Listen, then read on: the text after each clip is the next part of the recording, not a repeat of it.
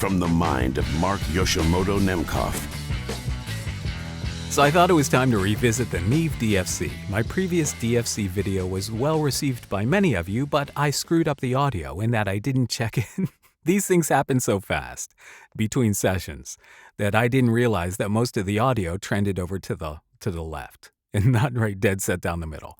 So I want to revisit this with proper audio and a little bit more perspective, having used it again for another, I think about a year since the last video. I don't remember. So the Neve DFC to me is an essential part of the chain. And my chain is still SSL, my main chain. SSL, Precision De-esser, C-Suite CVOX, Neve DFC. 4 components in that stack. So the Neve DFC always terminates the stack. And I'll tell you why. Because the Neve DFC is the glue that holds it all together. Now, you're listening to my usual settings on the DFC, and I'll step through all of them. But what I want to show you first is what it sounds like without the Neve DFC. So if I take the DFC out, right, I think right away you can pick up that there are some resonances going on, some kind of ugly resonances. And they're right around, right around there, yeah. So if I take that out, if I take the DFC out, you get those resonances, and I put it back in, and you don't really feel them as much. They're very well tamed within the DFC. Now again, here's the DFC on, and here's the DFC off. So there's a big difference. This doesn't sound like a finished voiceover sound to me. But when I add the DFC, that adds the glue and a little bit of polish you need to have a raw track that feels like it's finished and ready to go to mix. So what I'm going to do here is I'm going to show you the different settings I use. And I don't really use a lot, but the fact that you run through the DFC itself creates a lot of this, a lot of the desirable effect by just using it. You don't have to do a lot with it. And I know the DFC feels a little complicated and the UI is a little wonky, but this is the real deal.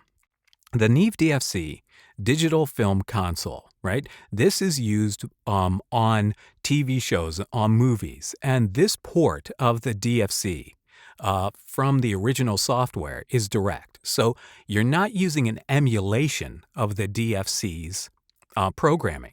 You're actually running through a DFC itself, right? Using Apollo hardware and Apollo converters, but you're using all of the same algorithms written directly for the Neve DFC.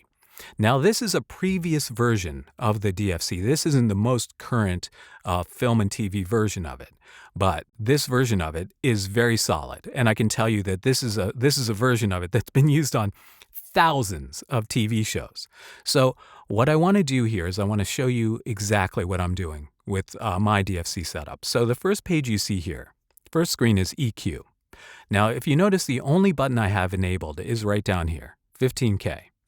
So with 15K on, right, I just get a little bit more air. So I take the 15K off, and it may not be that perceivable, but to me, I like that little bit of air, that little bit of detail that you get there. And I'm giving it a 7 dB boost at 15K. Now, again, this may just be a factor of the acoustics in my booth and something I want to add, but I like adding this little bit of air and sparkle up top. The microphone you're listening to is the TLMYN Prototype version 3. Which is I feel like is a very flat and balanced, not flat, but a very balanced microphone. And even with a balanced microphone that has a pretty smooth top end, I like this 15K. Now, again, I'm going to take it out, and you can feel, for me, you can feel, do you hear my throat growl? I can feel where the top end terminates, right? But if I click on this, again, I feel like the event horizon where I feel the top end terminates, where I can not see it, but where my ears see it. Where my ears see the top end terminates feels like it goes farther just by this little 7 dB 15K boost, okay? No big deal. Now, I have a couple of other EQ settings built in that are situational. So sometimes later in the day, if my voice gets tired and I need it to be a little bit more authoritative, I'll give it a boost here at 100. Now, not that much, but I'll give it like a little 2-3 dB boost at 100. And you can feel it kind of fills it out. And it's too much now.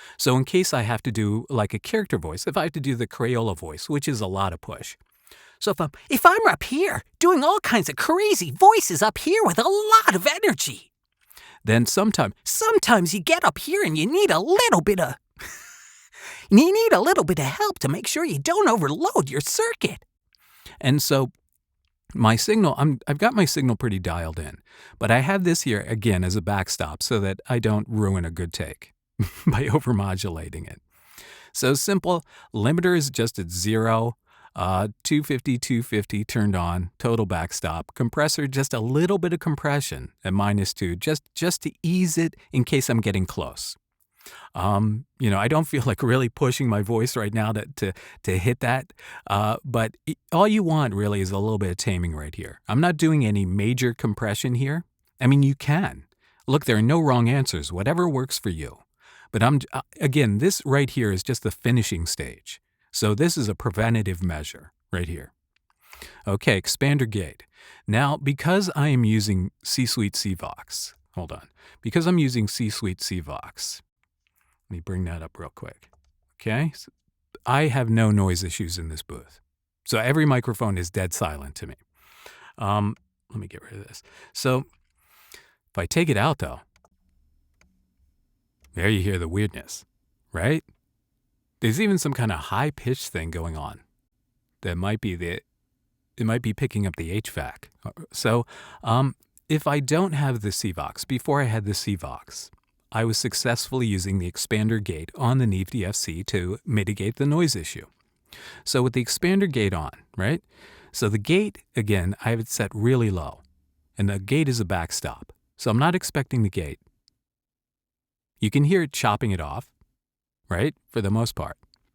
So I find the lowest part where it'll be silent, just kind of chatter a little bit silent, on, off, but just finding the I don't know, what do we call it? The inception point of where the noise floor is, right? And using the gate to just cover that, right? The gate is the doorman, but the expander is the bouncer, all right? So the expander, I have it tuned in. Very low ratio here, not a big ratio, right? 18 dB knee, and the knee controls this right over here, right? You see that, obviously, the knee looking thing. So I don't want the knee like that. I want the knee high, but I don't want it too, basically, here, let me go back to what I had. So right about there, that's kind of what I want. And you're going to have to adjust it according to your space, a little bit of tinkering. And then you set your threshold as such. So find where it's starting to combat the noise, and it works right about there. And again, I have a fairly quick attack, a reasonably decent release, so nothing sounds cut off, or it sounds as natural as possible. Depth 30. So I mean, feel free to copy all these settings. Okay, I'm not using hysteresis. This is the thing is, it's not really a factor here, right? Hysteresis is when I'm setting a different level for the gate to open and close. So I'm just really have it pretty much as standard default setting. So without the gate, you can feel it, still a little noisy if you're listening on headphones. But with the gate, right, it's pretty solid. But again, I actually prefer the CVox overall, so that I'm not working that. But you can successfully use the expander gate on the DFC. It's the best expander gate, I think, for dialogue, for voiceover, of any of the UAD products. So that's pretty much it. Input, output, 0, 0, no big deal. So these are all my settings. This is how I use the DFC. And again, let me turn it off, right? And if I turn it off, it doesn't sound as nice. It just doesn't sound as finished. It does. It feels like there's a resonance in there. But again, I think in the same way that the SSL beautifully tames resonances that will adversely affect vocal ranges, the Neve DFC does a very, very similar thing. So that, these are, when you're talking about film and TV consoles where they are mixing a lot of different microphones, and you're talking about, especially when you're talking about sitcoms, you're talking about location, like in studio, right? A sitcom recorded in studio with a shotgun mic a foot over somebody's head.